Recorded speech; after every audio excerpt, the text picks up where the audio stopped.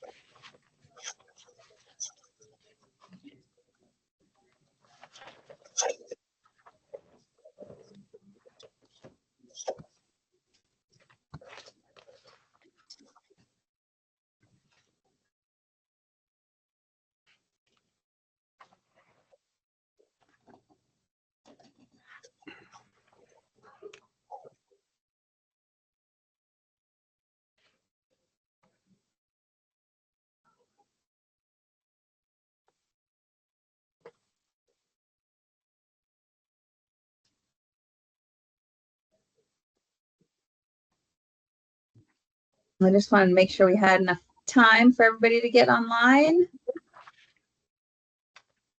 Let's see.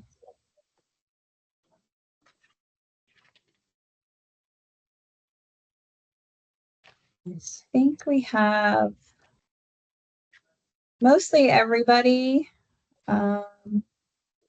Ceci or Megan, did you want me to wait on anybody else, or are we ready to get kicked off? This is Megan. I think we have most of our departments here. So thank you, my friends and colleagues, for being here promptly and on time. And I'm sure George is like, this is awesome. We have 20 people. So I feel like we have, good group ready to move forward. Yeah, let me figure out my screen share here so you guys can actually see the slideshow. So I think I have crossed paths with most of you folks on the call today. If not, my name is Georgia Vince. I'm with Tetra Tech, and we've been working with the county on the vulnerability assessment and the resiliency action plan. And I'll go into a little bit more details about this project, but we've been working on it for over a year now. And we've completed our vulnerability assessment, and we're ready to move into the resiliency action plan component of the overall project. Let's see. Sorry. Go ahead. Megan, interrupting. Do you want me to just kind of highlight which of our departments are on the call today too at some point, or are you planning on doing it? No, that'd be great if you want to go through that. I saw the list, but make sure everybody knows who's on the call. That'd be great. Right. Thanks everyone for joining. This is Megan from Resilience. It looks like we have libraries, parks, airports, our GIS team. We have our environmental resources management department, facilities on the call, parks, emergency management, planning, zoning, and building, water utilities, risk management, our water resources manager, resilience. Anyone else I didn't include?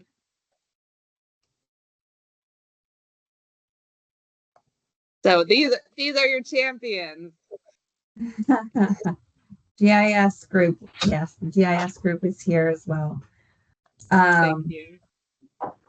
So overall, I'm so excited that you all are here because we really need your help in prioritizing the goals for the adaptation plan and the strategies that we're going to implement to make Palm Beach County more resilient. So we really appreciate your willingness to attend the call today and look forward to your feedback on our adaptation strategies and goals for the plan.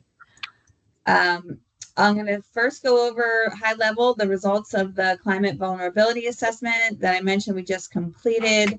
I'll give you an overview of the adaptation plan. We'll talk about the goals, and then at the end, do some kind of open discussion on projects that you may have in mind, or how to prioritize the projects. And then we have time at the end. This meeting, we should have plenty of time for discussion and questions at the end. So let me just start by reminding everyone that the project was funded by 2 grants. It was funded by a CDBG MIT grant, and then the DEP Resilient Florida grant. And the purpose of these grants is to address climate risks due to environmental hazards, climate change, and sea level rise, and enhance the resiliency in a comprehensive approach. So we've been doing a lot of collaboration with stakeholders, elected officials, the public. And so we really tried to balance input from the public with the technical expertise and the analysis that was performed. And we also kept in mind throughout the process social equity and climate justice. So with all of your input from all of the different departments on the call today, we really hope to develop a cohesive strategy and, utilizing input from all of your departments to address climate hazards and guide the actions of the county from here forward to increase eligibility for funding and ensure that all community partnerships priorities are included in the action plan. So what did we learn from the vulnerability assessment? As far as coastal erosion and extreme heat, I don't think it was anything shocking. We do experience a lot of coastal erosion here. Sometimes it's from storms, but other times, it can be, it's just natural erosion along the coastline. But we did identify areas that would be increasingly exposed to erosion over time. So that problem is not going to go away, especially as sea level continues to rise. And then for the heat analysis, urban settings certainly have more, are experiencing higher temperatures, and we expect that will continue in the future. For droughts, basically since 1900, about every decade we have the county experiences a drought. So we need to implement and be conscious of those situations so that we can work towards more water conservation.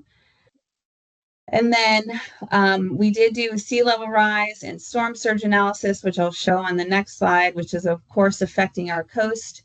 But we also looked at non-coastal and inland flooding, and greater percentage of the population will be exposed to this hazard over time, as well as increasing land area that will be exposed to non-coastal and inland flooding. We did have in the vulnerability assessment a whole series of different map analysis and projections over time, looking into 2040 and 2070, as well as the year 2100. And as you can imagine, along our coast, with sea level rise and storm surge, additional land areas and assets owned and maintained by the county will be at a greater risk. Those, if you haven't seen those maps, those are available to the county, and we can share those with you as needed. So what the flooding analysis did was identify areas within the county, because it's such a large county. We identified 25 areas that really have some exposure to flooding throughout the different planning horizons. And we included a significant number of hotspots in the Western communities, because that was a focus of our grants and our project scope of work. So this is just kind of an overall map of the flooding hotspots. We have that map available to you as a KMZ, and there will be additional tools provided to you as we develop them, GIS tools to help you manage your future project prioritization. But basically, number 1 is all the way up in Jupiter. The first 10 or 14 are along the coast, and then we move inland to some of the more western communities, and then all the way west to the Belglade, Pahokee, and South Bay. So just really high-level summary of what we learned in the vulnerability assessment. We obviously need to prioritize flood mitigation projects, focusing on stormwater management, different coastal defenses, maybe dune restoration, and other things of that nature. We can also look at retrofits to infrastructure and critical assets that the county maintains. We want to look to expand heat resiliency, so continue greening, the tree initiative that the Resiliency Office is working on, potentially developing public cooling centers or resiliency hubs, making sure building energy is efficient, and then and other improvements to make sure that extreme heat impacts public health can be mitigated. Maintain wind protection strategies. I know that a lot of the building codes already have a lot of wind protection strategies. There may be opportunities to retrofit some of the older infrastructure and with an emphasis on hurricane preparedness. Erosion control measures. I know there's a lot of beach nourishment that happens along our coast, but need to keep monitoring that and identify opportunities to continue those efforts.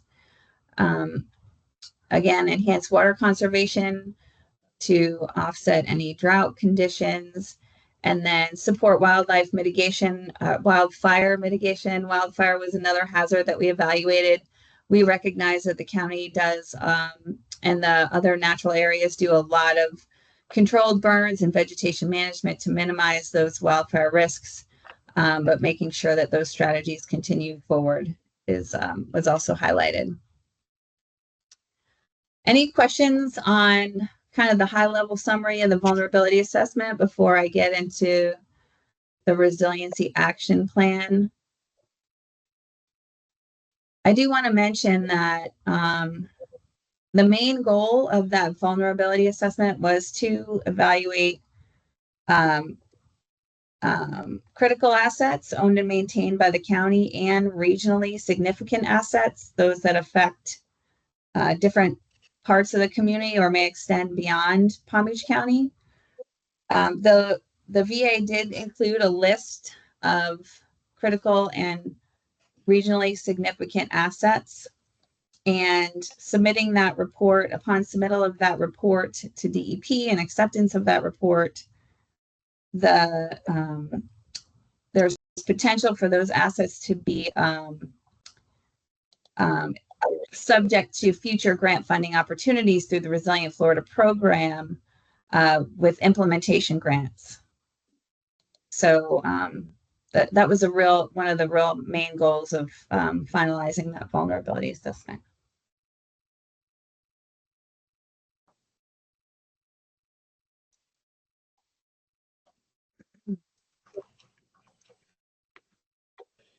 So now that we've completed the vulnerability assessment, we really want to use those findings to inform our resiliency action plan. We want to enhance county-wide resiliency by offering strategies based on the risks that were identified in the vulnerability assessment. We're going to prioritize projects in accordance to the VA results. But we also want to identify realistic adaptation and mitigation strategies to be included in that adaptation plan. And I'm going to go through a bunch of examples of those adaptation and mitigation strategies here in a minute. The resiliency action plan is also going to include a greenhouse gas mitigation analysis and opportunities to reduce the greenhouse gas emissions throughout the county.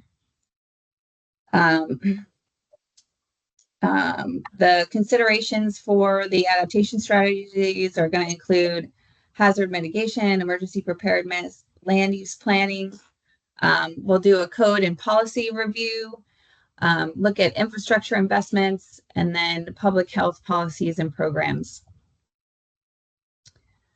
And so the purpose of today's call is to make sure that we have a really robust group of folks within the county involved in the project steering committee to provide relevant information, considerations, recommendations for incorporation into the Resiliency Action Plan.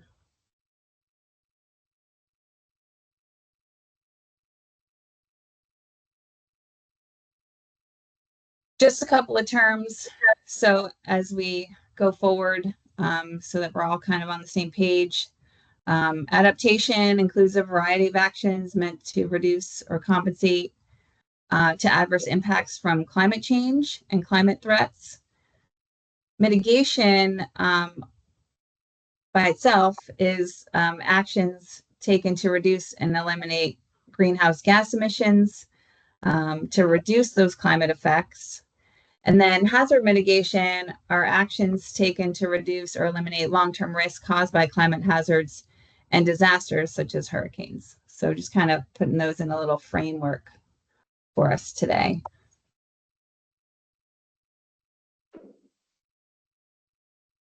The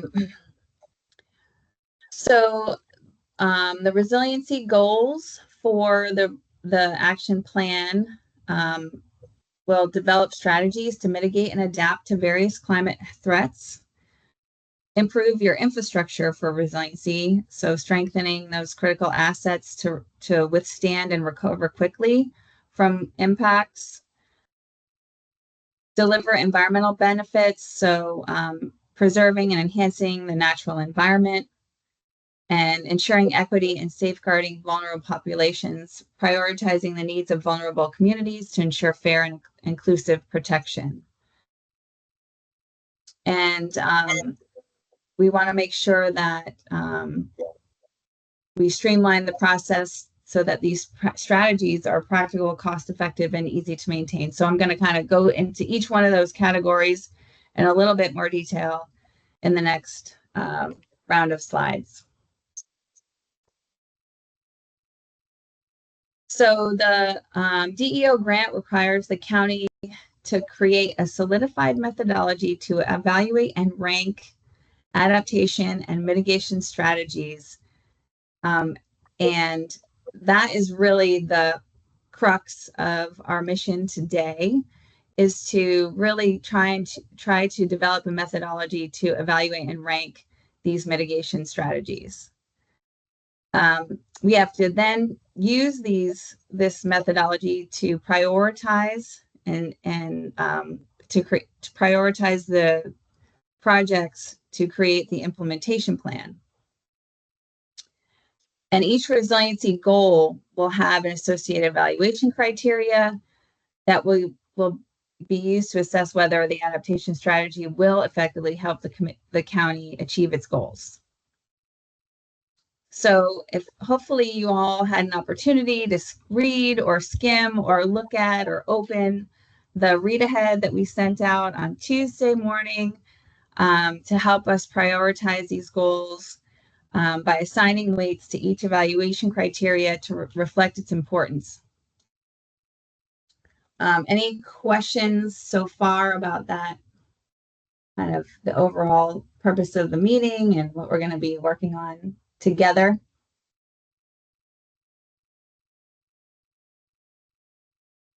All right. So if you got the read ahead, there were several tables in there to speak to the different goals of the adaptation plan. So the first task that we'd ask you to do, and if you haven't done it already, That's okay. We kind of want to compile your feedback. So you were sent a Word document that has the same table in it.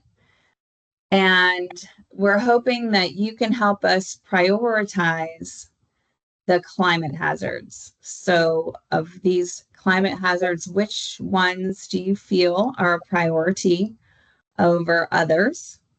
And of course, this list includes the list of hazards that we evaluated for the vulnerability assessment. So coastal erosion, compound flooding, which is rain, sea level rise, storm surge, and tidal flooding, drought, extreme heat, inland flooding, is extreme rain events that are exacerbated by sea level rise, potentially storm surge and sea level rise combined along the coast, wind associated with severe weather events, wildfires, and then the all around multiple climate threat hazard. So kind of the overall, all of them put together.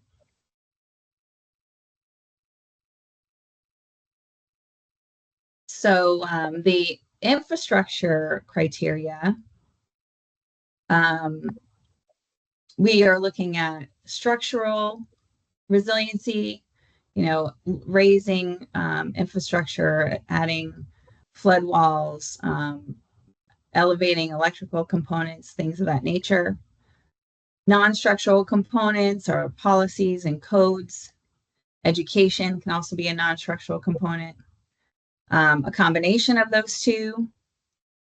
Do we want to prioritize projects that will be in effect for, at least 50, if not more than 50 years? And then future adaptability. So is this strategy something that can be implemented now to some degree, and then increased incremental changes over time, such as like a seawall?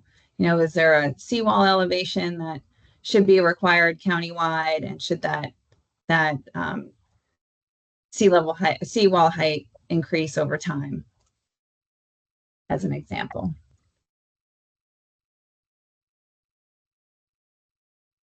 I think environmental benefits are pretty straightforward.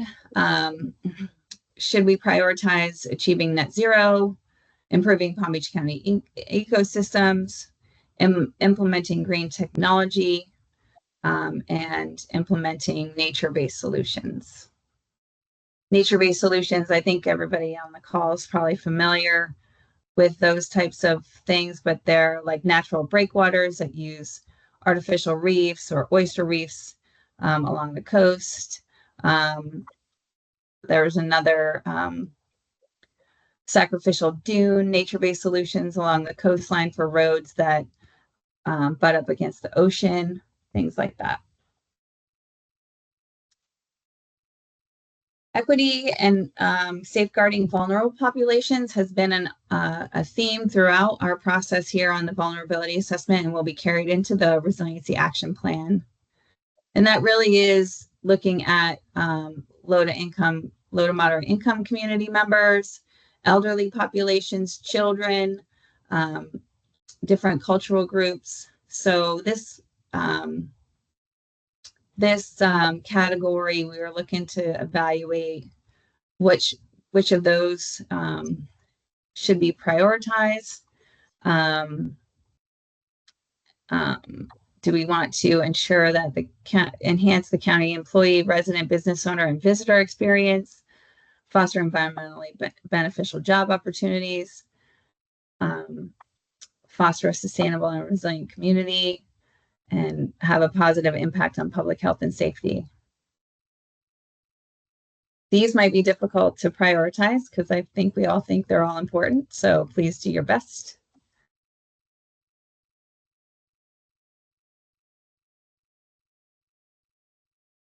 And then for enhancing and implementing, enhancing operational efficiency, We want to make sure that projects are cost effective. They have lower O&M, operation and maintenance costs. Should we prioritize them if they have grant funding, if they're short-term versus long-term implementation projects? Should they be a permanent adaptation strategy with or without modifications? Should have financial and non-monetary savings for the community.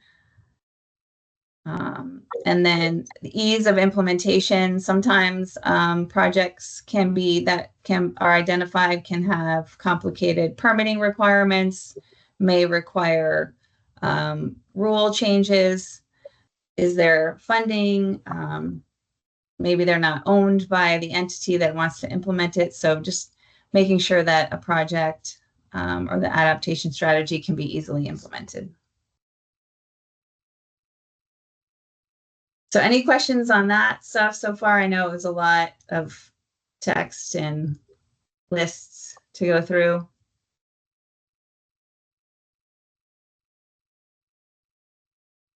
Okay.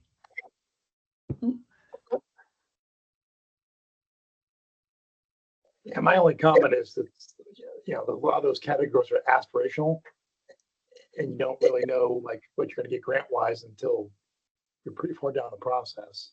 But I mean, we can take a look at them, but Yeah, that's a good point, Paul. This is simply a draft. If there are other strategies that need to be added, or if something needs to be removed, you don't feel it's important, and obviously would get an overall low ranking, but we're trying to come up with a methodology to help rank and prioritize the strategies. So if there's something that certainly isn't on any of these lists, please bring it to our attention, and it can certainly be added. Yeah, George, yeah, I just about 3 hours ago, I sent you my handwritten comments. I reviewed it, researched it, and have written some handwritten comments and emailed the document to you. Thank you. I did get it, Samuel. I honestly haven't had an opportunity to review it yet, but I will. Okay. Yeah, those are the comments that mainly deal with some shortcomings. So when you have time, you can pull up the comments and I'll go through them. Not many, but some of the critical shortcomings that I see. Okay. Thank you so much. I look forward to reviewing those. So high level adaptation strategy categories, infrastructure hardening and relocation. Obviously, that's mostly associated with flooding, green and nature-based solutions, green infrastructure, green buildings, community education programs and readiness, and then emergency management planning, and then the land use codes and guidelines. So making sure that the codes that the county has support the adaptation strategies that will be implemented through the plan.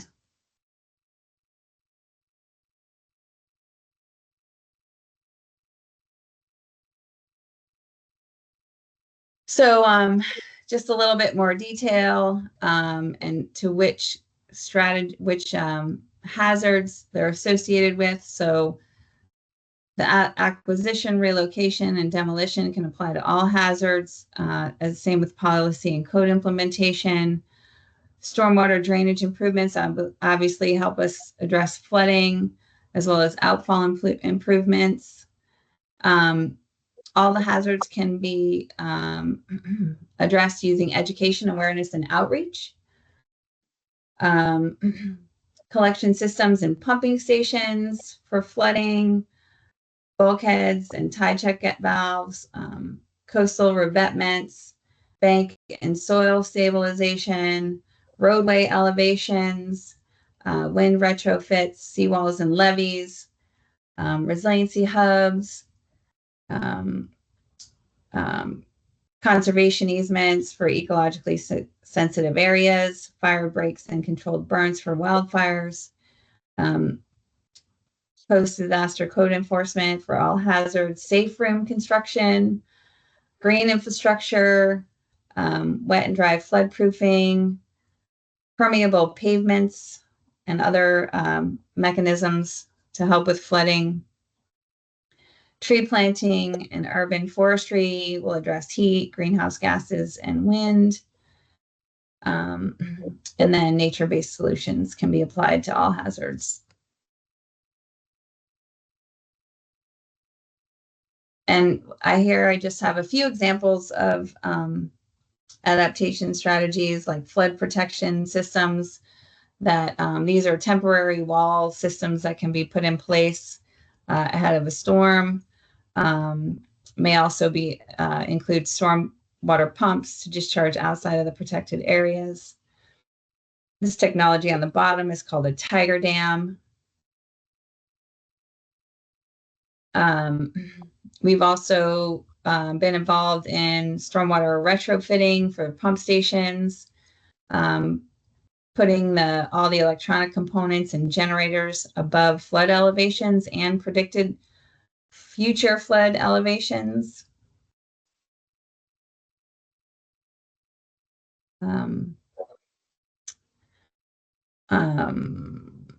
Nature-based solutions like ecological preserves,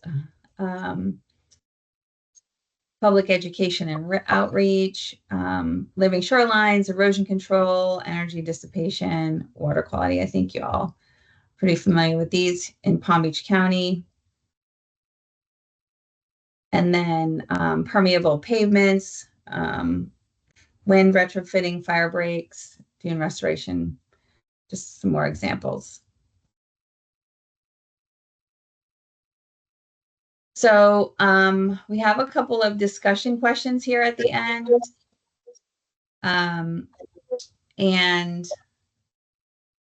we had done a pretty detailed data collection at the beginning of the project where we pulled in all of Palm Beach County's assets, and just wanted to put it out to the steering committee on is there a particular asset type that should be prioritized in Palm Beach County, whether it's stormwater, wastewater, drinking water, evacuation routes, natural resources? Has there been an experience or something that you want to bring to the table that would help us prioritize the adaptation responses? And then if you have any ideas for resiliency projects or actions to meet the goals of a more resilient Palm Beach County, that could include anything from codes and rules to specific projects or actions that need to be taken into consideration. And then just to kind of give you a look ahead of where we're going with all of this questions and ranking and prioritization, we will be developing recommendations to address the identified risks. We are going to look to identify the projects with the greatest potential to reduce current and future risks from climate change. And we are looking to identify 30 projects that will go to conceptual design for those prioritized projects so that those projects can get an early start at implementation through the Resilience Action Plan.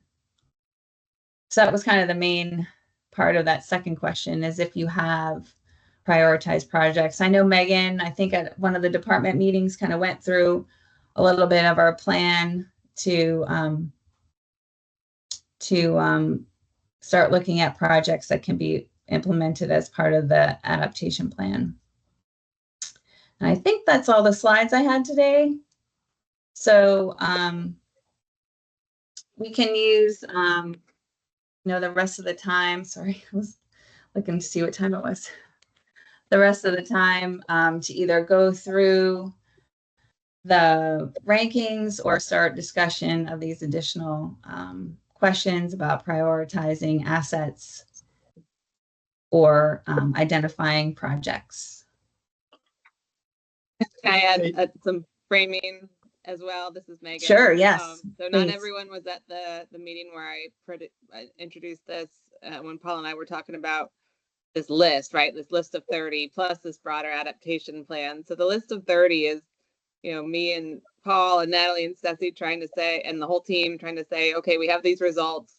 Now we need to go recommend stuff to the board, or, you know, have that to justify a grant application. So, you know, we want it to be dispersed geographically, but also, you know, among departments, right? Like Ollie and Kristen are going to have different ideas about what we need to be prioritizing compared to Jennifer and Deb, or maybe not. Maybe everyone's saying we need to be focused on flooding, but it definitely shouldn't be, you know, my narrow lane of trying to figure out what's best for the county. And so we're trying to get your input today on what you're seeing on the ground and what concerns you from these results as it impacts your capital planning and your projects. And we have, you know, housing folks on the line as well, and, you know, how you're thinking about community benefits. So it's not, what am I trying to, it's like we're throwing a lot of information, but this is a brainstorm to help get these questions and framing concepts out there so that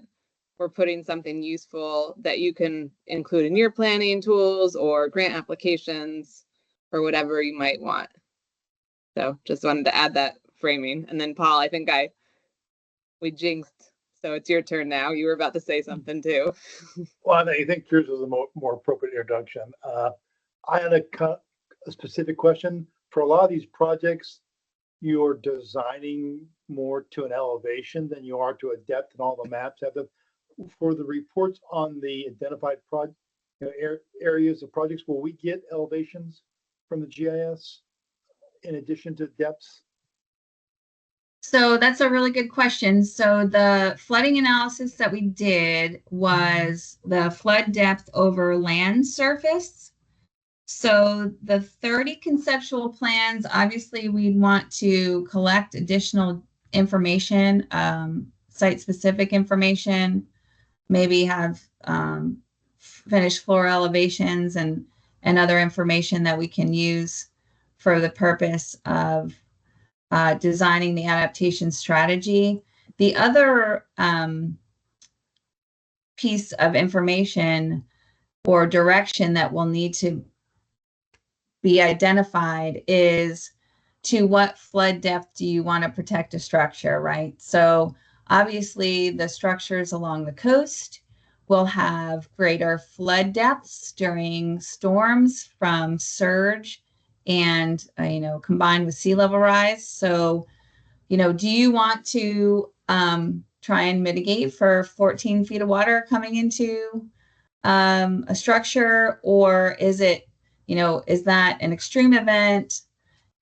You understand that's an extreme short duration event, and that it might be more cost effective to just design the project to a 2 or 3 foot flood inundation depth. So those are things that we'll have to work through as we get to those, identifying those projects and to what level of protection you want to guarantee those assets.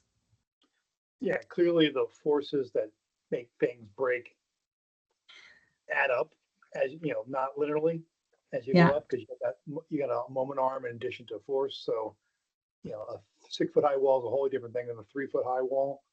Right. So your point on, there's a point where the project becomes too costly to, you know, and we have to look at that. But I'm really looking at both informations. The depth and the elevations are valuable. Depth tells you this whole thing about, is it, am I dealing with 1 foot of water? But understand, for those maps, you've got depth, but when you look at those maps, you know, the depth there is for kind of a cell, and you've got ground surface within a short distance changing a lot. So from my perspective, you know, the GIS evaluation had to calculate a water elevation, then take subtract off the ground surface elevation to get to the depth, it would be helpful if those reports had both depth and elevation. It would be helpful if the GIS tool allowed us to look at both too, because those site variations. So the GIS database that was prepared has the digital elevation model. So it has ground surface Yep. and water depths. So you'll have those two things. If there is, another data layer of finished floor elevations, I believe that's in your property appraiser information. Maybe not all of it, but some of it. That may be. Georgia, that's something we're working on with the finished floor elevation is something we're working on currently with Forerunner. So we hope to have that for Doug for the building department. Great. Yeah, last time I talked to Doug, the finished floor elevations are in the form on the submitted forms, but not necessarily in the database in an easy place to get to. But No, but we can scrape the data from the forms and put it in the database. That's what our next thing is to do. yeah, he was good. I think he's already talked to you about it. It's not like you Yep. already explored that a little bit. So that's good. Okay. But I guess the fun, getting back to the final question is, you have the elevation, you have the data. It wouldn't seem to be that hard that you could calculate, from the depth in the ground surface, the elevation, and Right. uh, Correct. and then have a tool that you could take a peek at, because these are going to be compared to the FEMA maps, and you can't compare them right now, and you can't look at the scale of them and see what's going on, because you don't know the ground surface, because you can't, because of the scale. But mainly, when I'm trying to design, you're trying to design for an elevation, and if you don't know the ground surface, then you don't really know the elevation. So you've got that data, and we all know it's not particularly precise, but it's It's a playing starting cool. point. Yeah. Yeah, but I think Yeah. Paul, the LiDAR data 2016 LiDAR data is not only precise, it's also accurate to the survey level. So you do have elevation throughout, but there is no depth data. There's no bathymetric data available at all. we have data, but my point was that when you're looking at elevation, you don't know the ground surface at that exact spot, because you don't know exactly where you're on the LiDAR. You'll know And exactly you'll- on the LiDAR, yeah, where you're on the LiDAR exactly. You just point and click and you get an elevation, Every 2.5 feet, you have an elevation. Yeah, but But- I'm speaking to using the maps that we have in the report, not using, I know I can go to our GIS tool and get that by zooming in, but I'm talking within the product that we have for the. Yes, again, speaking of Yeah, the product, we need to separate out sea level rise and flooding. All this, the first comments I make is sea level rise and flooding are two different things. Flooding And I think- is affected by sea level rise, but sea level rise is a permanent inundation. Flooding is something that is periodic, temporary. The flood comes, the flood goes. It doesn't stay permanently. So once the sea level rise happens, over the period of time, that land is inundated. It is lost. Unless I you agree fill with it the up, point, it Samuel, is but- lost. Can we set that aside? Because I agree with that point. Yeah, And I that is do- starting with I that, do- you have to, because GIS plays a critical role in this, is the first step. And if you make unacceptable errors in the first step, GIS itself, everything else will be compounded down the line. It keeps on propagating. That error keeps on propagating. I have already corrected about 2-3 errors, and Yeah, anything. that's something we're gonna have to take offline and be the Yeah. GIS, Tetra Tech team, because we have our departments with just limited time today, and I really want to get to Yeah. their feedback. Thank you, Yeah, Samuel, and I'm let- sure Georgia will follow up on that. Yeah, let me speak to, we have a whole lot of maps, and we have to choose which ones to use. There's ones that we're gonna choose not to use, and there's ones we're gonna choose to use, but we have a map to start with no sea level rise and go to different cases, including compound flooding. And that's part of our strategy is going to be which ones to use for to be consistent with our resilient Florida and our compact objectives and directions. So, all right. But I guess my thoughts are I'll dig into the ranking. I got to kind of think about it because we got a whole lot of categories there, and I'd like it to be shorter.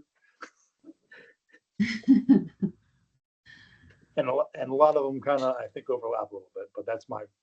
Yeah, there is some overlap. And I guess I look at this way, like fire, I think we've got a pretty good handle on it between what Durham does and the canals, other stuff. The heat, I think, is a completely separate category, and potentially with funding, I'd like to get more Megan's and the groups input on that. But we don't have to go down one path. I don't think stormwater blocks us from exploring heat solutions, that type of thing. But that's why we want 30 representative projects, Yeah, and I think that all of us here at the end of August, early September, are really feeling that that right now, and all the heat warnings we've had all summer, really recognizing that that's a challenge. And imagine, those disadvantaged populations being exposed to this heat and not having, an air conditioned office to go to every day, or working outside in this type of environment. So there's a lot of things I think to consider related to the heat hazard. Deb, I saw your hand raised. Yep. Hi, Georgia. Thanks. That was a good presentation. I did look at it beforehand, and it was consistent with what we had talked about before when we had met with Megan's group. I just wanted to echo some of Jen Cirillo from our Parks Director put some comments in the chat. I very much support that. A couple of thoughts on it. From the natural resources perspective, and the fact that we have 32,000 acres of natural areas plus what Parks has in their natural resource inventory, this is kind of the approach and resiliency of like do no harm and preserve what you have in place. And it really is the lowest cost option for preserving what you have in place because of that direct connection with land preservation and water resources protection, flood protection, groundwater recharge, saltwater intrusion prevention. I mean, wetlands provide all of those functions, but there can be a disconnect when you have an area like ours with so much development pressure and a need for affordable housing. There are ridiculous questions being asked at times that have been demonstrated most recently with even at the state, at the highest levels of the state, proposing to develop our state parks. For reasons that weren't related to affordable housing, but were related to other uses that somebody prioritized over long-term protection. So I can't emphasize that enough because I agree with what Jen said. It does address stormwater, it addresses water quality improvement. And then the next idea of the trees in neighborhoods and working through like our community revitalization group, looking at those community level type projects, that's very, very important to deal with heat islands, the heat island effect, and that's important for like overall community resilience. And at the same time, we're having communities come to us because they put the wrong tree in the wrong place. That's providing a lot of shade in their areas right now, and they want to remove all of them. And so that issue of removing trees is one that's true in our community right now, and we definitely need to be looking at recommendations that put the right tree in the right place in a hurricane-prone region. And that's all I wanted to add. Thanks. Thanks so much. Yeah. I see Jennifer has her hand up. Yeah, clearly Deb and I are thinking along the same lines. I think it's really important, through our master plan that we're underway with in Parks and Recreation right now, we definitely have park deserts in our community, entire neighborhoods, entire communities without any planned green space in them, which it would be great to overlay that flood prone area neighborhood, but I would imagine there's probably going to be some overlap there that we can see those areas that need some acquisition to handle and some restored wetland perhaps in those areas to handle some of that stormwater.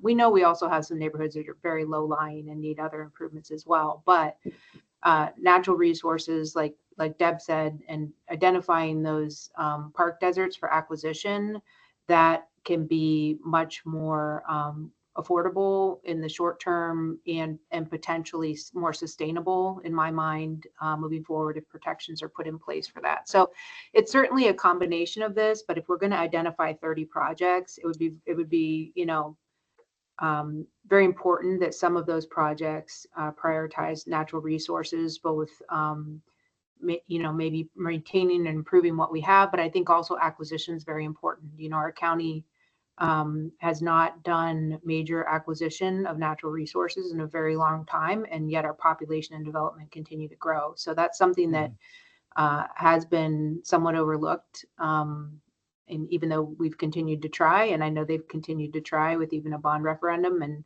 I think that prioritizing that is really important for us, and particularly in those communities, we're going to see that equity exists, and even from a resiliency standpoint, the resiliency of our community, even health outcomes can justify why we pick those projects. So I just want to echo what Deb was saying, and I'd like us as a group to consider some of those 30 projects falling into that natural resources category. Jennifer, I completely agree. We're now in that period of growth in the county where if we don't take action, in a decade or so, we really won't have much action left to take. No, we know the land's almost gone, but there are some properties that we could look at. And again, in an area, not maybe having to be so specific. I know Seminole County is going through this too. They're very landlocked, and they have a large preserve area on their western border, but in their growth area, they're having to identify now, because if you're right, Paul, if you don't do it now, it's going to be almost too late, but going back in and even reclaiming some things that were previously developed and maybe have fallen in disrepair and reclaiming those for the environment, that acquisition is possible right now. And those that, it shouldn't be a conflict with housing where it's either or. It needs to be both, because no one's going to want to be in the housing or be able to sustain that infrastructure if they don't have green space and can't breathe clean air and do all the things they need to do. We need to figure out how to make it both. Yeah, once the habitat is lost, it is lost for good. So you can't preserve anything that you're going to lose. High sea level rise is going to go inside, way inland, and damage the natural capital. Wetlands become flooded, fresh water becomes salt water, salinity and all. So you cannot help the sea level rise. It's going to happen. The GIS models have proven that if it happens, so much loss will happen. So much losses, you cannot prevent the loss. What you can do is you can mitigate by moving everything inland. So moving everything inland means even within the land where it's connected by the creeks and canals, it's going to be affected. Saltwater, the habitat is going to be lost. So there's no point in preserving it. It's not going to be preserved. It's lost. Next step is, how do you mitigate? Move it inland, move everything, natural areas inland, critical areas inland, habitat. Again, habitat is a continuous thing. It's not just in pieces. So plan for the whole county. And you have to start with the GIS, you have to understand that sea level rise is going to, permanently change the habitat. The habitat is not going to be there, whether it is medium housing, Okay, Samuel, habitat or anything. Samuel, Yes. you made your point. I actually had a follow-up question for Jennifer, and a comment. Thanks for educating me on the term park deserts, because I'd never heard that before. I assume that's kind of the older neighborhoods, older development areas, because I believe that the county now for new developments has requirements for green spaces and stuff. So we do for newer developments. There's a recreation in our comp plan. There's a recreation open space element to that. But for our older neighborhoods before that pre-existed. Definitely, they also happen to be under-resourced neighborhoods traditionally. What Deb is also talking about, tree canopy education and not wanting to get rid of trees because they see them as trouble, but yet embracing trees and the importance of that. A lot of it is overlapping in these same areas of the county. And I think if we do use that GIS modeling and kind of overlay all the things we're talking about, and park deserts came from when Michelle Obama had the Let's Move campaign. So it was more about physical and mental activity at the time, but they're seeing health outcomes and also community resilience that ties directly in with that same concept. And so we have service levels for each of our parks. So a neighborhood park, it's basically 1 mile. You need to be able to walk to your neighborhood green space. We then have 3 mile, 5 mile radiuses, and then the beach might serve. You might drive further to get to a beach or a regional park or a large natural area. But when you overlay all those service areas, our community has gaps, and those are the same gaps that are prone to these impacts from climate change as well. So there's a lot of synergy, I think, in the data that can point us in the right direction towards these projects. Absolutely. You also mentioned a park master plan. And I just wondered, where in the process is that being, from being available? We're really close. We're going to present it to the board in November. It should be done this month, hopefully next week. We got a needs assessment done and ADA access audit, which the summary is 900 pages for our park system, and community inventory. And it also, not only for recreation programming, but for park assets, it includes all green spaces, no matter who provides them, because we have about 20 municipalities that have their own parks in our county. Certainly South Florida Water Management District, and even the SWA has some, and our county has massive natural lands, but also water utilities has some. There's some other green spaces as well. So we included all of that, and yet even if we include all that, it's incredible that we still have gaps in service. We still have park deserts in our community, and in certain neighborhoods you'd never know it. You drive around and think everything's green and fine and dandy. But we know it, not just from the data, but you can visually see some of our communities are more or less resilient. I would say less resilient to the climate changes that are coming our way. All right. But yeah, if we should have the master plan done this month, we'd be happy to share it freely with you, with anybody who wants it. Yeah, no, that's great. As a Palm Beach County resident as well.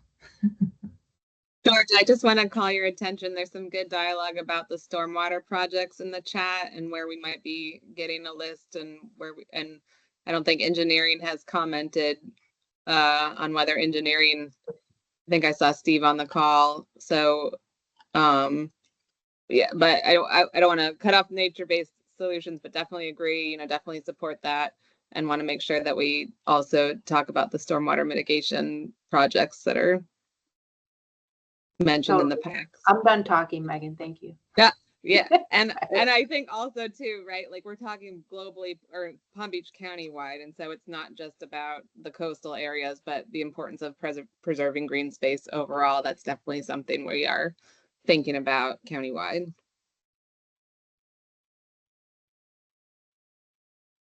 So let's see, do you want to start any particular place? Steve, are you on? Steve Carrier, are you on and you able to hear me, or anyone else from engineering? Yeah, I'm on. It's hard because, we're kind of going through a parallel path. Engineering does have a list of flood prone areas. Some of those are due to lack of drainage facilities. We're going through a program of mapping our infrastructure stormwater facilities, but that's years out. And we're also going to start a stormwater master plan, which is kind of gets into what you all are doing here, but of course it's focused on engineering and roads, and that's years out, and that's very expensive. So I haven't really taken a look at what's in this report yet as far as how it goes along, but we are doing stormwater projects that have reached our priority throughout engineering with the small amount of funding we have, and we did get a lot of funding for pipe repairs, but that isn't really what this is about. That's just fixing our infrastructure that's damaged right now. So we have a lot of work to do, and I do need to look through what you have as far as your stormwater list looks like. But generally for us, it's all related to roads and flooding. Yeah, I think Georgia, for the resilience action plan and like including what we're doing right as a county, that's got to be in there too, what engineering is doing, because it all is connected and should cite each other. So Steve, I'll maybe if I need to we need to figure out how to transfer, at least a paragraph about what engineering is doing in that stormwater master plan too, I think would be really key so that we can track that. Yeah, and we actually even have a list of ongoing projects that are in either the design or permitting or actually even in construction. I just don't know that you want to get into that with this report or study or not, but I'm available to talk about it. So just champion. Oh. Go ahead. Someone raise their hand.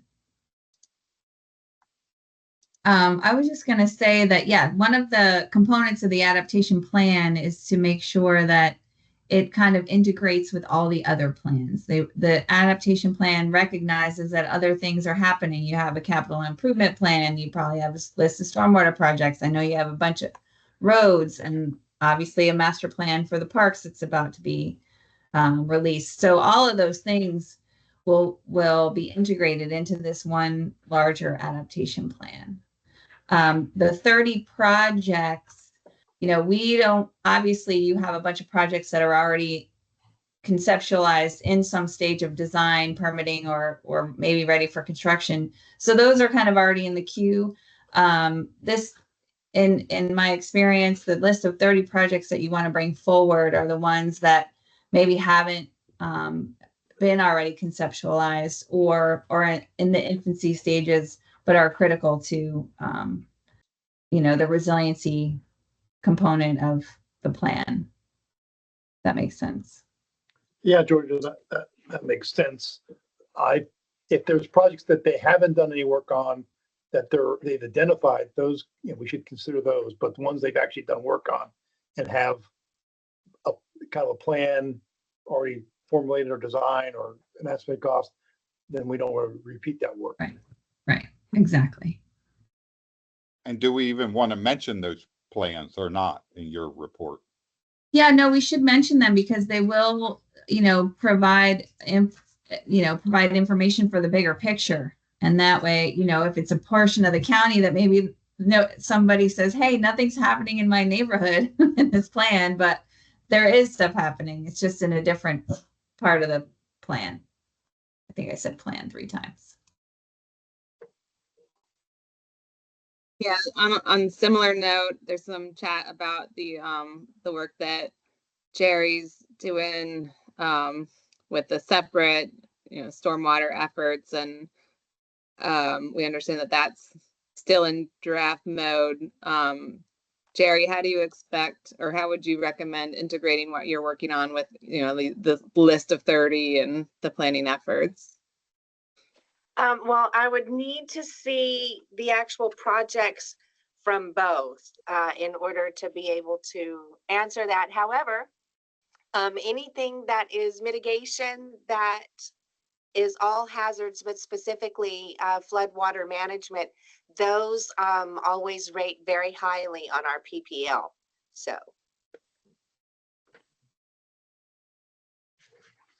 Yeah, and this is Tessie and I got my- a training from Jerry on what all is involved in the PPL, and we both have access to it, and we have all the criteria. So we're going to share that with the Tetra Tech team so we can get as many of these 30 projects onto that list as makes sense. Excellent. And I appreciate you taking that training, Natalie. And Megan, this is Erin. My only question about the watershed management plan was I heard in the county commission meeting the other week that it had been transmitted to ISO for preliminary scoring. And if it's been transmitted to ISO, I would assume, or maybe not, that there are projects listed within that watershed management plan. That's usually what ISO is looking for, and that's usually the structure of a watershed management plan. So that's why I asked, because if there were actual measures or projects identified in even that draft watershed management plan, that would be helpful as well. Not as a, yeah, this is set in stone, but just kind of a rough estimate of what the county is thinking might be useful. Is that what you're thinking, Erin? Well, yeah, that's the whole point of a CRS watershed management plan, is that you evaluate the watershed, the water levels, the current and future flood risk, and you talk about what you're going to do about that once you finish the evaluation and the modeling. So I just heard this very brief discussion at the county commission meeting the other week when the flood maps were being discussed. I forget who raised the question about what the status of that was. And my thought was, well, if that's far enough along that it's been transmitted off to ISO for some type of preliminary score, then it would be far enough along that it would have some projects identified or some strategies identified that could help us. Yeah, I believe it's been submitted for initial review. I don't know if it's been submitted for scoring. I don't know if I know the nomenclature that enough to say that definitively, but that is a very generic plan. It's $100,000 study. I don't expect to get anywhere near the detail and the identification of projects from that as I do from this project, which is much more larger in scope. I think those are going to be fairly generic, and the objective of that report was to meet the requirements for the rating stuff. So, I don't think we can, we'll certainly crosswalk that and see, but, I don't think we can expect from that relatively low budget effort the magnitude of details we're going to see from even this project, let alone a true stormwater master plan where and I don't really like to even call it a master plan. That's more of a management plan than is a master plan. So that's just, my 2 cents worth for perspective. And you're correct, Paul. The draft that I've seen that was dated in July did not have a list of projects, and it was sent for courtesy review, not actual points audit. And there is a difference on those, but the draft that I saw from July does not have projects.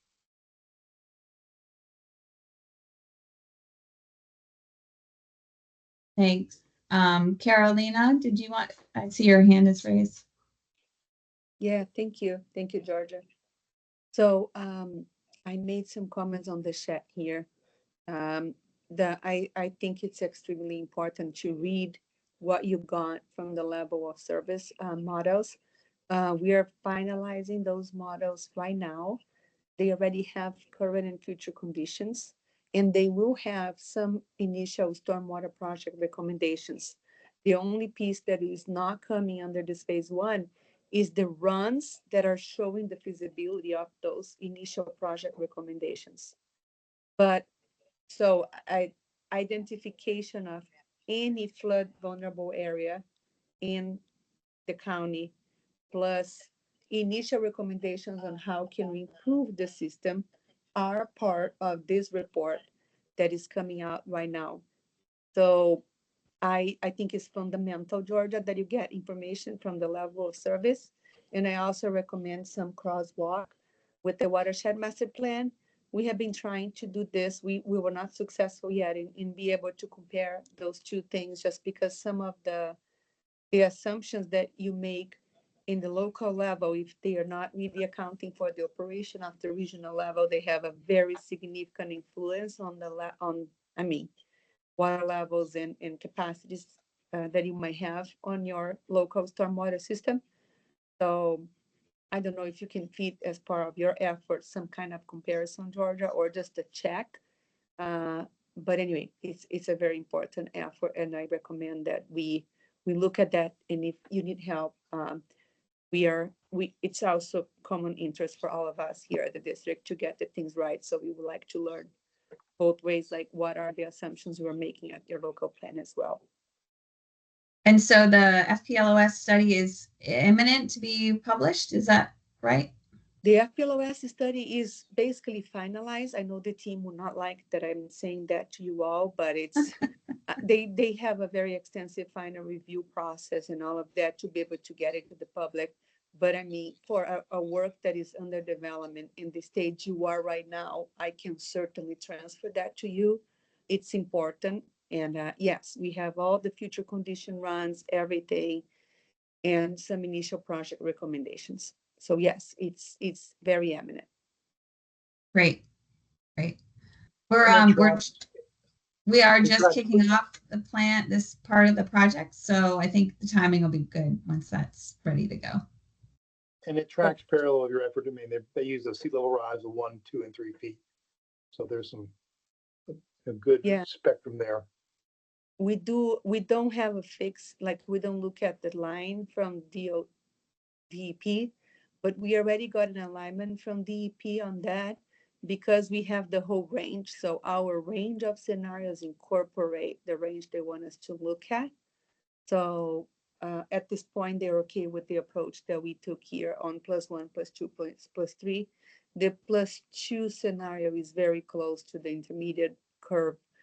And I think we'll be very fine on getting those results and really simulating the intermediate curve for a 50-year scenario.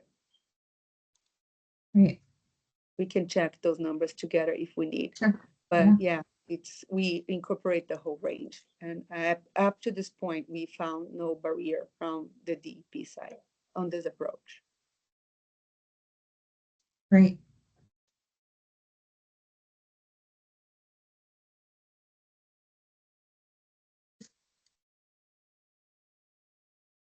Sherry, I noticed that your hand was up like 30 minutes ago. I don't know if you want to still comment on that thought, but we haven't addressed housing or, economic development. Sherry's from HED. So if you, I'm going to call you out and see if you wanted to chat about anything.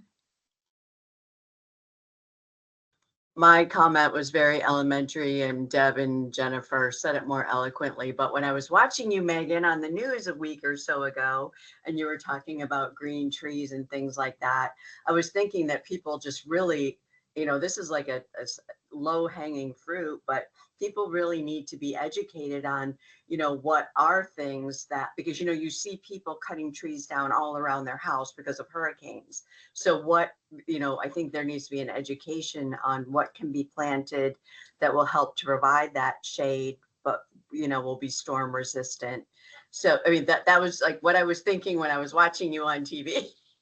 And like I said, it's very, because one of the biggest problems that we see is people, their HVACs break and they can't replace them because they can't afford them. So, taking steps to keep their home cooler, was some of the thoughts that I was thinking of. But that, like I said, that's very low hanging fruit. That's, just something that I think, and just simple education would be helpful for the community. Oh, that's a good point. And one thing that we don't have yet is a target for tree canopy coverage. And we know, 5 to 10% isn't great. More, about a third of our, we want to aim for 30, 35%, but we don't have that as a recommendation. So that's something that our action plan could recommend. And then same like how Jennifer has like a radius, everyone wants to walk to a park within a minute, or, something like that, right? Like we could talk about tree canopy coverage in that same way.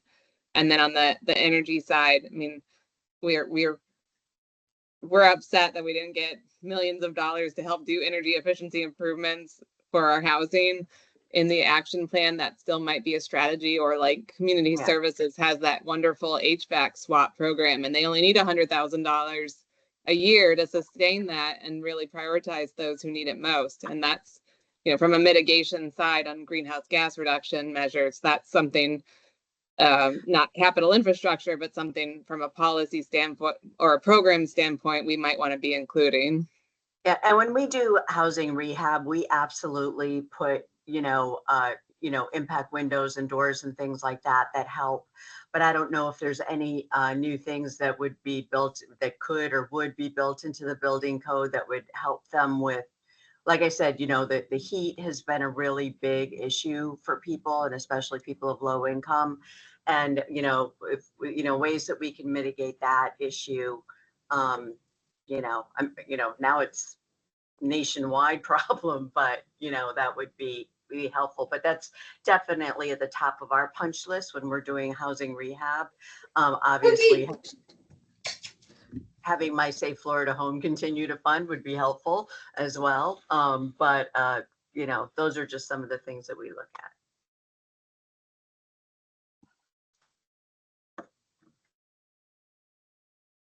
I noticed too, we have airports on, and we have Stephanie with public safety. So my two thoughts as we're chatting, first with airports, I know you have your own vulnerability assessment that you're working on, and wondering if there's any part of your resiliency planning efforts that come to mind or that you haven't yet funded. And then my next question for Stephanie will be talking about our shelters and whether we need to include those in this plan. So first, I'll pivot to airports.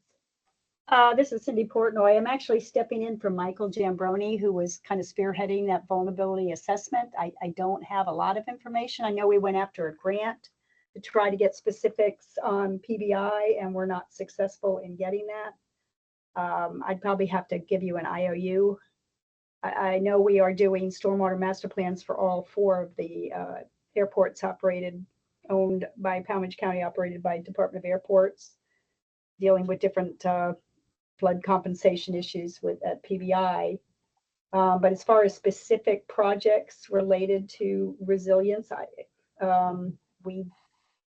it's more of a strengthening of the terminal, not really a terminal, the admin building for essential personnel, things like that. We don't have a lot of projects. Our funding sources are a little bit short, so we don't have anything that I could kind of offer right this minute, unfortunately. Yeah, but now April from Broward is still on people's minds. So if airports needs projects, right now it's time to ask. So yeah, but fortunately we are not at the same level as Fort Lauderdale, which is at about a sea level of 5.0. Yeah. I remember working on a runway project down there, and that's basically what the elevation is of our primary runway. The north runway is at 5.0. So they definitely have some very, very difficult challenges addressing those things. But we at PBI, we don't, at least right now, we don't get flooding does not seem to be a problem. Yeah, don't say that. Everyone throws salt. I said right now. You just tempted the rainfall gods. Yeah. They'll give you the 36-inch event. Yeah, Stacey, let's make sure to send Cindy the maps. Like, we just had to show where airports is in that view, and we had to present that to the commissioner. So let's just make sure we're sending that. Let me see that. I'm not aware of that. Because I'm sweating from last week's conversation, having to go over that. So, you are completely correct that you're not vulnerable to the tidal and sea level rise issues that Broward did, but both of them sites are vulnerable to large rainfall events. Yeah, because your pumping capacity is not that high. So. Is that Paul that responded to that? Yeah. Thanks. Well, but I am interested. I hear you all referencing certain documents, and George and I were told yesterday, can you attend this meeting because we have a conflict, so we weren't quite prepared. But I'd love to get some of the links to some of these documents and resources you're talking about. I may be out of the loop here. Yeah, I'm happy to send that for sure. And then, this is a kickoff. We're working on this over the next couple of months. So if you have, want to touch base offline, happy to go through that. That would be great. Yeah. And then I know Samuel has his hand up, but I wanted to prompt Stephanie because I left you hanging. So I had a question about our public shelters, and I know that's connected with the school system, but in general, are we as a county involved with the hardening of our shelter systems, or is there anything we should be thinking about from an evacuation standpoint and a flooding issue? Yeah, so right now, I mean, we wouldn't obviously put or identify a shelter that's in an evacuation zone. You know, we work very closely with our, you know, state and the mapping that we do to identify those areas that need to be evacuated due to surge. So I'd have to work offline. I know, you know, our time is limited today, but work offline with the team.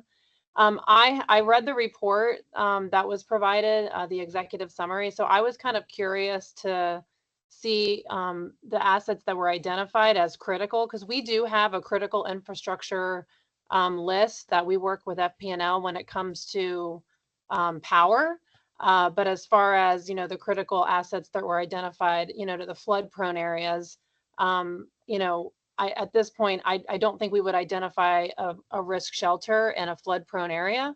But again, I'd like to just have those conversations offline with my team based on the information that we heard today to just confirm that.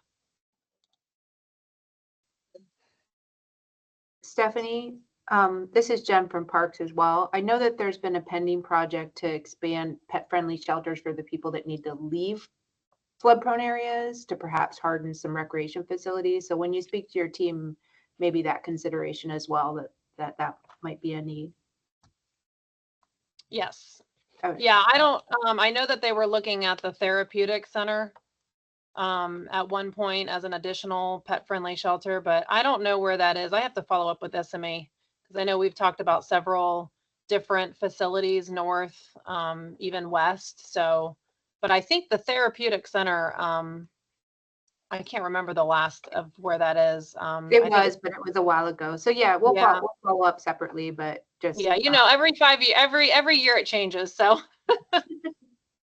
thank and you. not only flood prone, but wind prone too. I know we got a lot of shelter evacuees from mobile home areas and stuff like that from a wind standpoint. Yeah. Yeah, as far as the risk, the general population shelters, we have a significant amount. I haven't had any concerns at this point.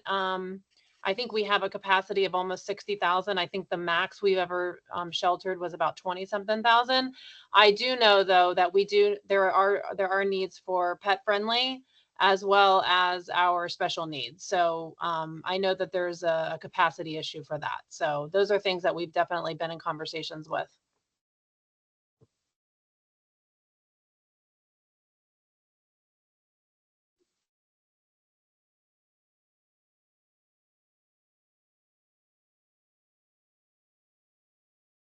Samuel, your hand's up. Did you have a comment? I was going to pivot to Eric next. Eric, you're on in the batting box, whatever it's called. I'm swinging, warming up. Batter's box. Is that what it's? Batter's box? That's what it's called? You got it. All right. On deck. You're good. On You're deck. fine.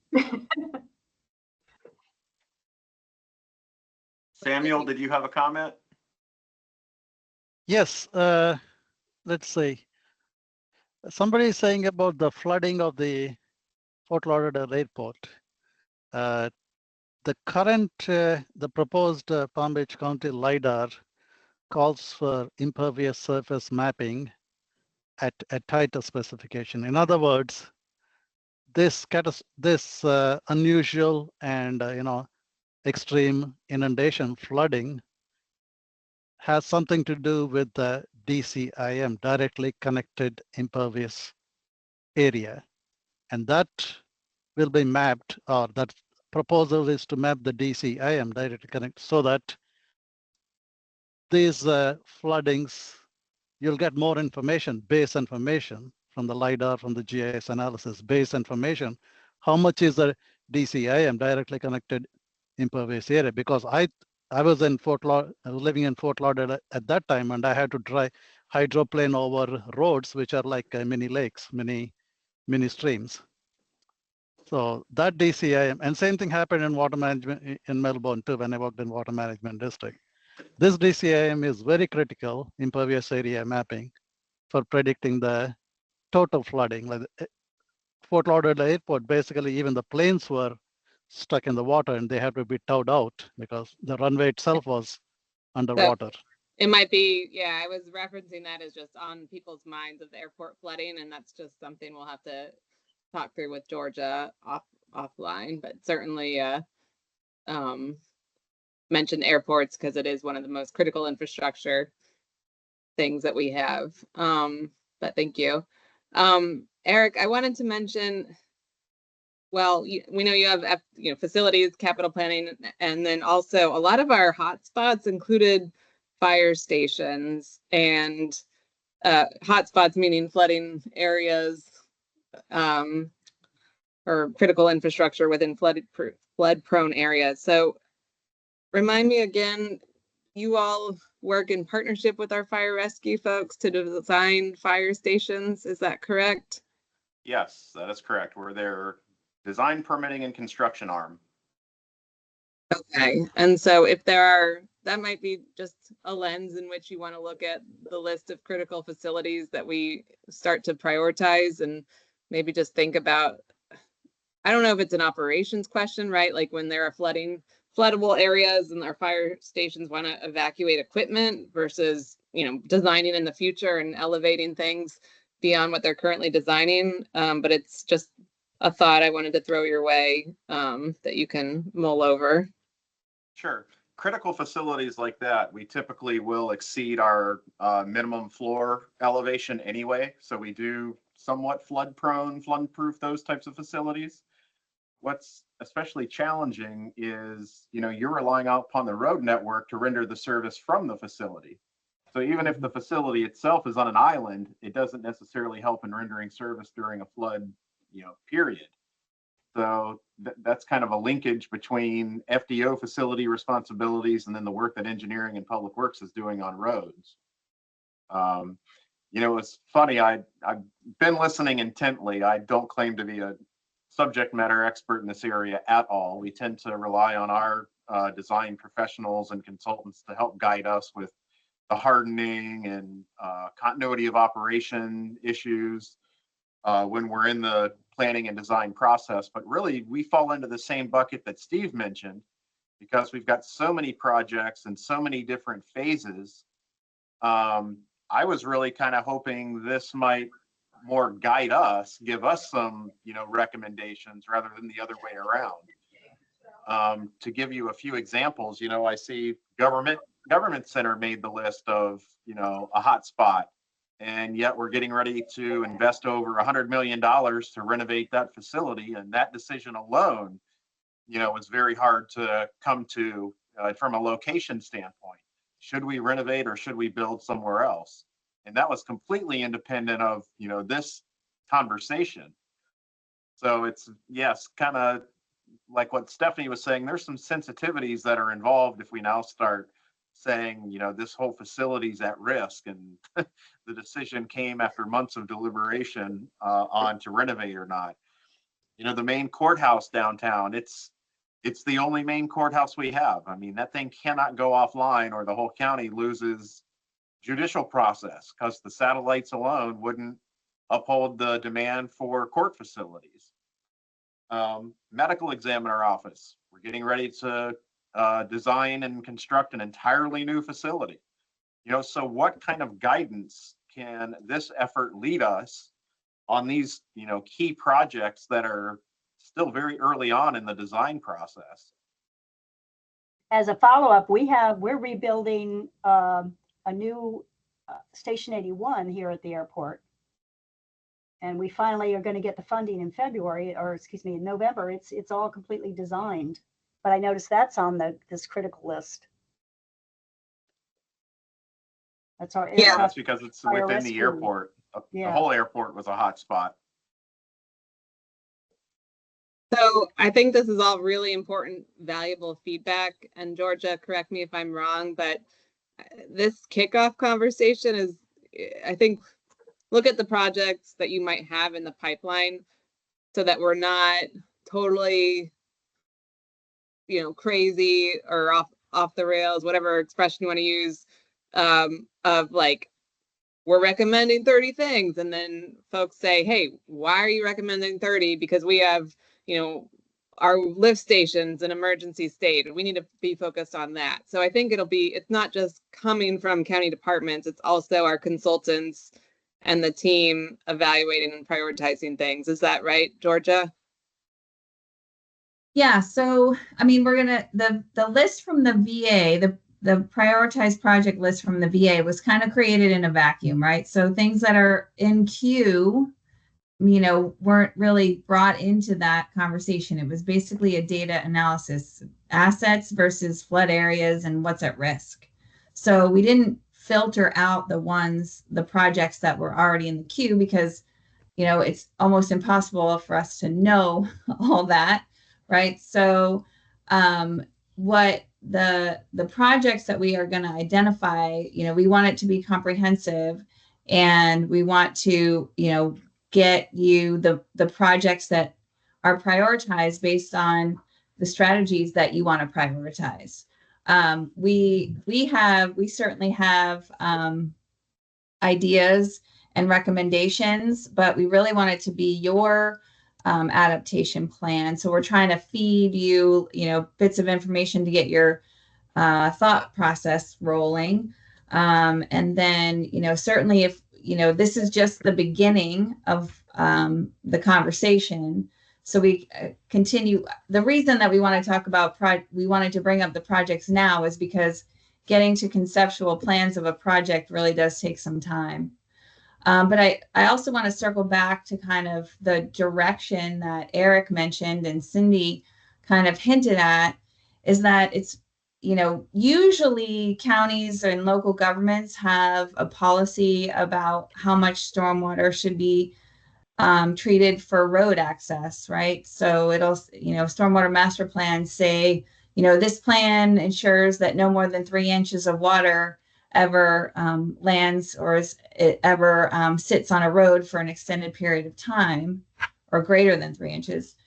But there's and of course the stormwater, the South Florida Water Management District has their flood protection level of service analysis, but it's really challenging from a policy perspective to figure out what building codes should be implemented in order to ensure resiliency, flood resiliency for buildings. So should it be 18 inches of above whatever, or, above the finished floor elevation for protection, or should it be 3 feet? So kind of getting back to that policy, there may need to be some sort of policy that's implemented, or maybe a planning document that says, hey, for this type of building, we recommend that, you have, an extra foot of a foot above the ground elevation for your finished floor elevation, or that your electronics are built into, the second story, or, and the first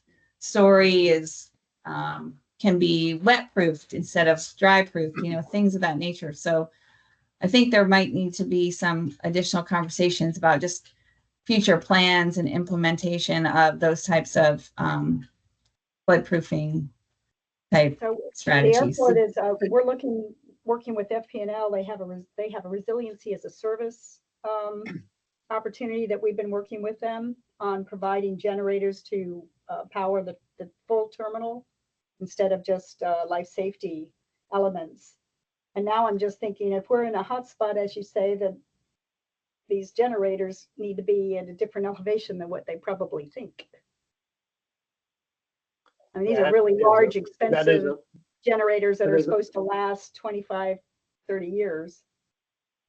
So my experience having worked with FPL is they typically underestimate the flood level, Yeah, no, they were just talking about building it on our surface parking lot east of our long-term parking garages. So yeah. This has actually got me I got a little asterisk by an action item for me on this. So let me volunteer something that I may regret, but I probably won't regret it much. We really have 2 time frames. One is coming up with these guidances that help us move forward in the long term. But it sounds like we've got several projects that are in that phase where they really need some input. And I'll volunteer to help work through getting, if you give us details about where you're at, to work through on the details of both from the FEMA map side and from these maps but we'll have to have a discussion about what planning year we're doing, just so you have an understanding of what your choices are and stuff, right? I mean, because if we wait until we come up with a nice template and everything else, it's probably gonna be past when you guys really need the data. Paul, you're hired. We'll No, start clearing your office and FDNO immediately, Paul. Thank you. Oh my gosh.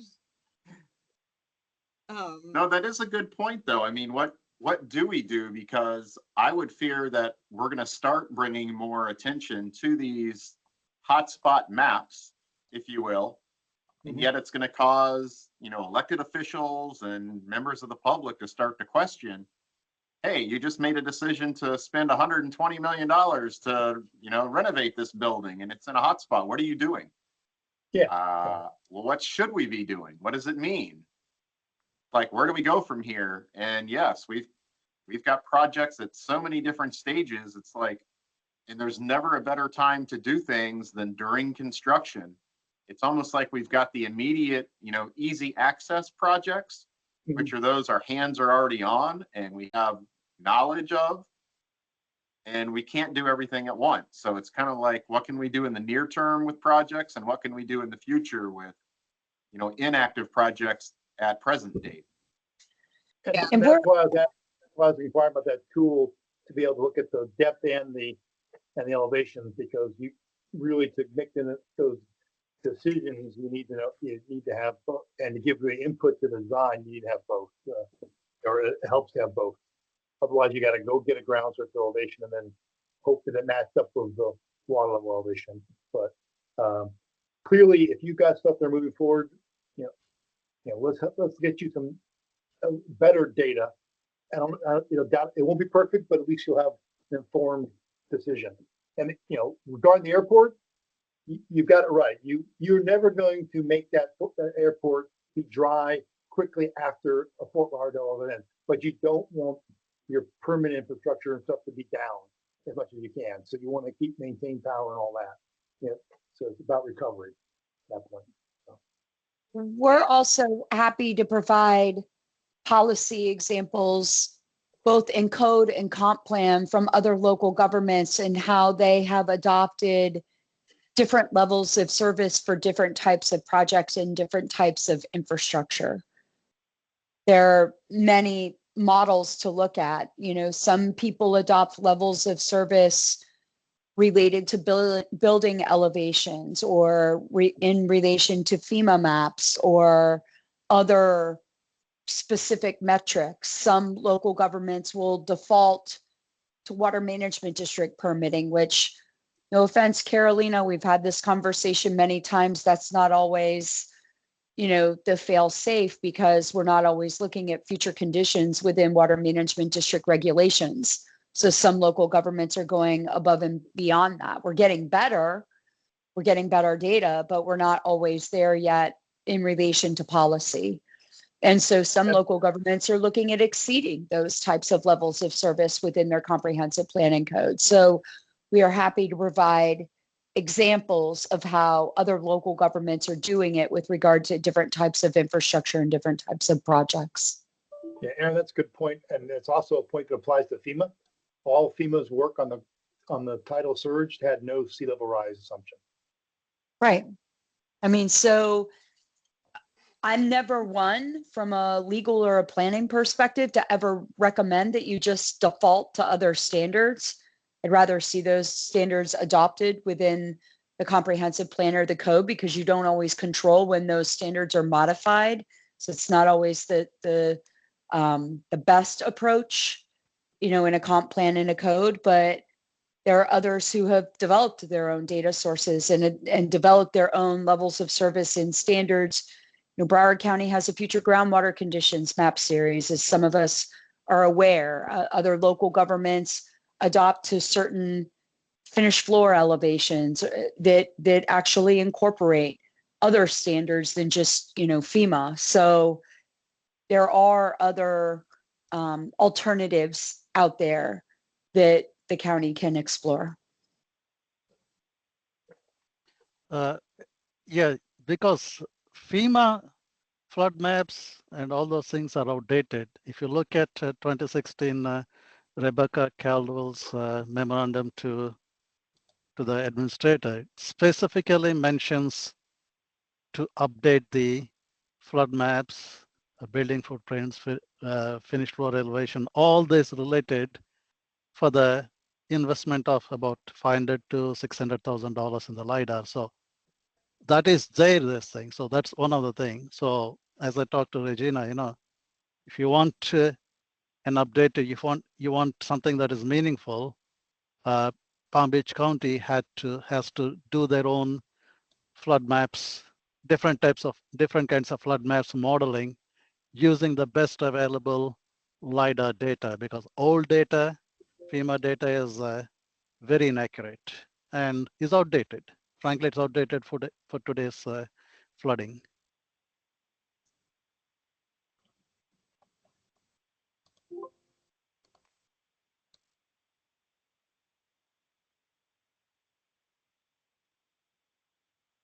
Okay, so kind of recapping the last 5 minutes, we're going to think about these near-term projects that might need some immediate design guidance. Eric, I'm noting it might just be, I know you all have that capital planning document, which is massive, and maybe just quickly, a call with Paul and me, maybe of those 5 to 10 high priority projects, in terms of value of construction, right? Like making sure that Gov Center renovation is on our list, and I don't know what else. I know you all have a million things going on, but in terms of value, that would just be helpful to include, so we're not losing sight and missing that. Palmtrans is not on the call, but when we did this vulnerability assessment a couple years ago, like their new facilities was in an area that was prone to flooding where they're putting EV infrastructure, and I was like, I'm gonna vomit. Oh gosh, like they just had an unveiling, and so it's stuff You mean like that. The supervisor elections building that made the hot list. I'm so sorry.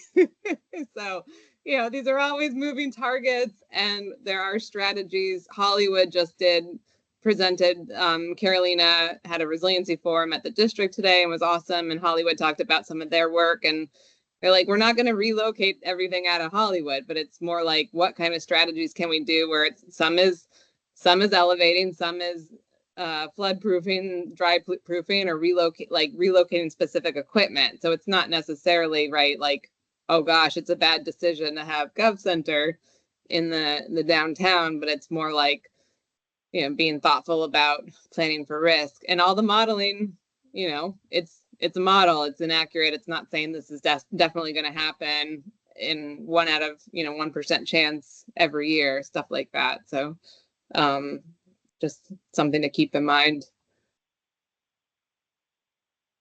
Yeah, I George, plan to coordinate internally and then probably connect with Paul. Yeah.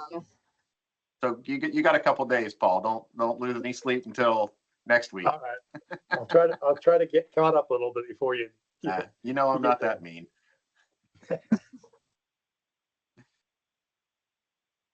Georgia, we have 15 minutes or so left. Is there any, what do you need from us to be most helpful in these next few minutes?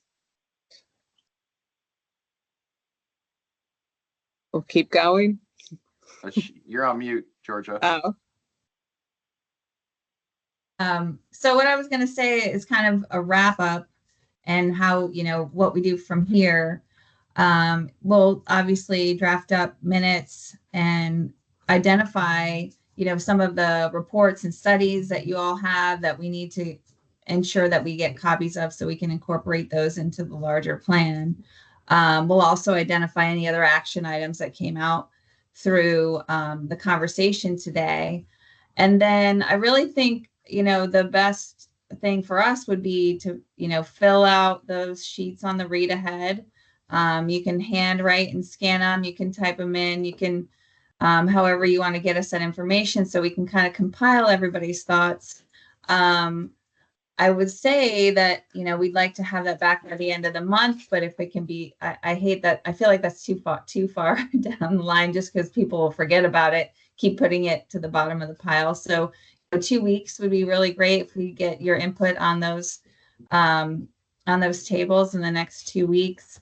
Or, you know, if you want to, if you have any questions about that or want to add or edit some of those comments, that's also welcome. So we're really just looking for your feedback on how to really come up with a prioritization methodology that we can justify to include in the grant deliverables, so that, you know, the plan has an overarching consensus from all the different departments and portions of the government, of the county government. So I think that's really all Makes sense. I had to share. I don't want So everyone to get Georgia- excited though that you can leave in 14 minutes because we still haven't heard from everyone. So Oh, I have a quick question if I can. Georgia, as we fill out the evaluation criteria tables, do you want us to use our like professional positions to assign a rank, or do you want us to give you our personal preference? Like, there's a lot of biases we could use to fill those out. Yeah. What lens do you want us to be looking through to assign rankings for you? Paul's lens. Paul. Yeah, that's a good question.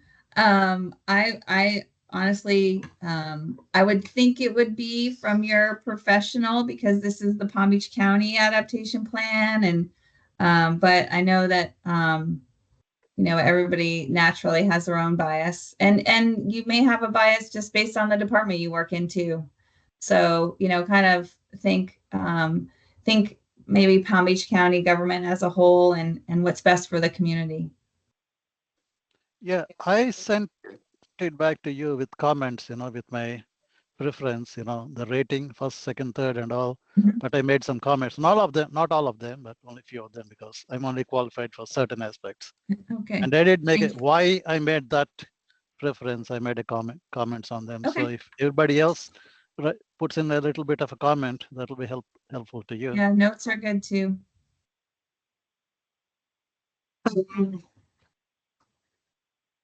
So I know we have libraries and water utilities and risk management. So, and I don't know if we've heard, I think from Liz's side, you know, we've heard from Scott, and something to consider for the matrix, right, is like, what are the insurance brokers thinking about when they're trying to quote us on, you know, premiums? And is there anything, you know, that we might want to be thinking about in the scoring matrix, because how they're viewing how we protect assets might be a good factor to include. So I just wanted to prompt you, and, you know, maybe, you know, not necessarily now, but as you're reviewing that, right, like anything you might think about in terms of risk mitigation, like what that big hook might be that we should be including, because that's, from what I'm understanding, just a huge cost that's increasing every time you negotiate insurance premiums.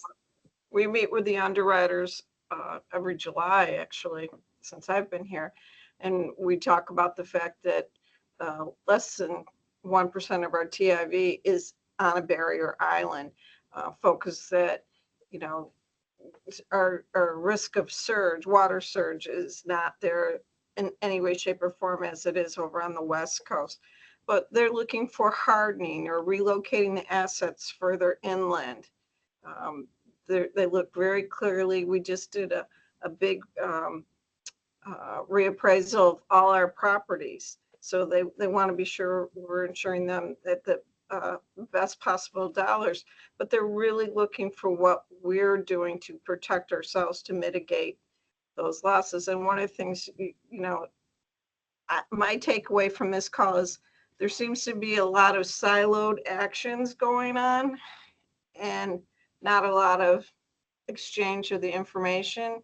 There's a lot of projects and everybody seems to have their own wish list, and it's going to be tough for you to you know, identify them. But if you already have hotspots identified, I think those need to be brought to the forefront and evaluated, Because at the end of the day, if it truly is a hotspot and we have a loss, and we knew we were going to have a loss, that's on us. But yes, we're working very hard. And the hardening things that we're doing, or the relocation offshore, is huge. Good perspective to have. Thank you. And then Kristen, all I hear from Ollie is how everything's great and we're awesome and we're doing it at a rate that's the best in Florida. So from water utilities standpoint, everything's fine, right? I wish. No, we do our best. We have done a lot of hardening. We have gone after some of those resilient grants. We just submitted a few more grants this past week to help us to elevate, some of our lift stations. We also have our wastewater treatment plant out west in Belle Glade. So we're definitely very aware of this. We talk about some of the codes. So with us being under the critical infrastructure, the county actually has where we have to either build certain critical facilities to the 500-year flood or 3 feet above the 100-year flood elevation. So that's come back to us a few times. Inland as well, there's a couple areas, some of our wells where we've had to elevate our critical components. So it is affecting us now. And then there is some of that language and, code requirements out there. So we've definitely been trying to be as proactive as we can be. And, talking about with the list, to be able to provide the level of service to our residents of the county, no one wants stormwater mixed with, wastewater out there running, raw wastewater running in the streets, We're not New York City, people. Yeah, no, but, talk about, we don't want to be another or Fort Lauderdale, when they had those large sewage spills. So we've definitely been trying to be proactive so we aren't on the news for those issues. So it will be interesting to see, because I'm sure with us, we could easily fill a list of 30 plus just for our own needs that would, we would see would be critical and important for us to be able to serve the residents, So it would be interesting. We've been trying to do our best and modernize and harden as best we can when the projects come in, but there's still some areas we can do a little bit better.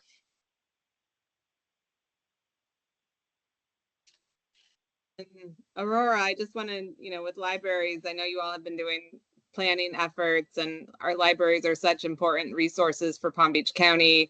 I mean, we've talked like a year or two ago about resilience hubs and maybe like not right to go in and start transitioning libraries, but in terms of like whether there's hardening or services that you all think you might need, or you have flooding issues already that aren't being identified on the maps that you're looking at, right? And we want to make sure that, I'm biased with loving the library, so of course I'm going to be like, that's a critical asset.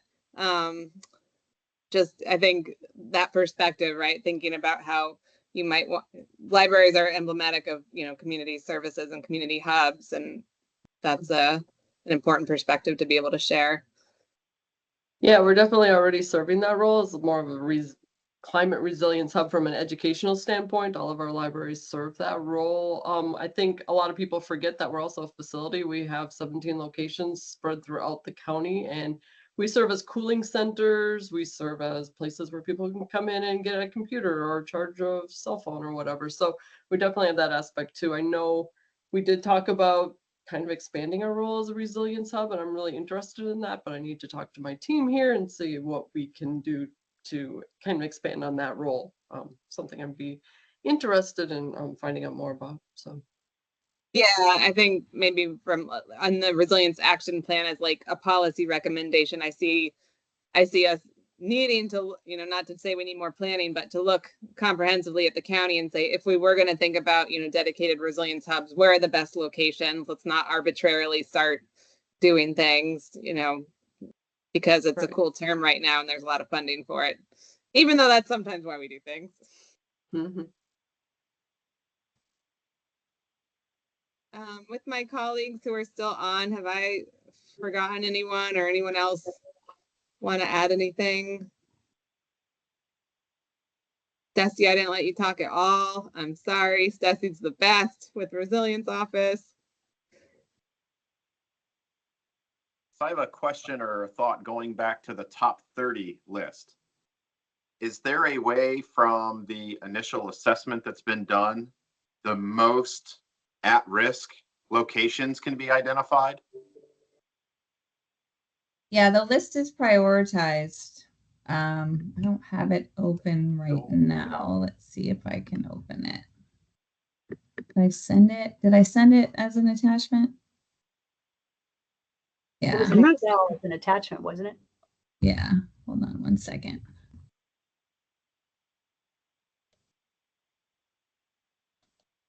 So, first of all, there's several pages in that spreadsheet. I'll share my screen.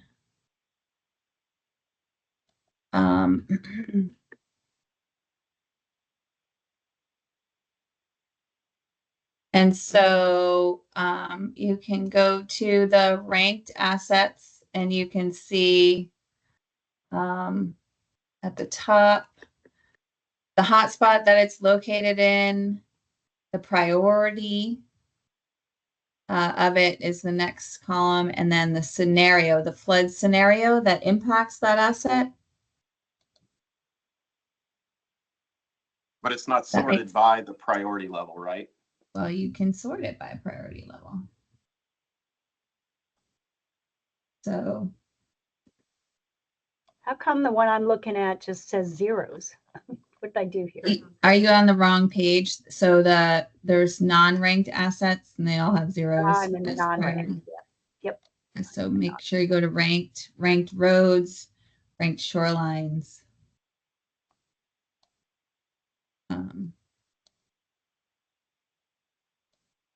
So that is how that list works.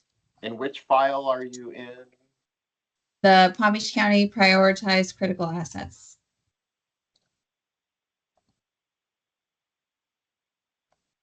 Oh, I see now. There's a tab that I couldn't see just opening up the file. Yeah, It you gotta go defaulted to, to a non-ranked. yeah, you gotta go to the ranked. Okay, now I Great. very spontaneous result here to my question.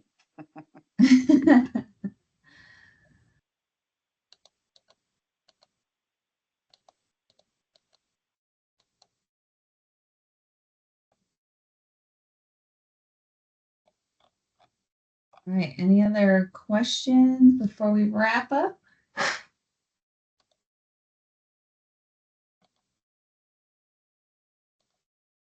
Any other closing remarks, Megan? I would love to thank everyone for your time. This is a long meeting after lunch, but thank you for your focused attention. And please, if you want to provide written feedback, review what Georgia has sent, or you can contact Stacey directly, Stacey Coceres with Office of Resilience to help compile feedback. If you want to give her a call directly or call me, that's fine. Paul's now a hybrid FDO employee, so he'll be helping to bridge that gap.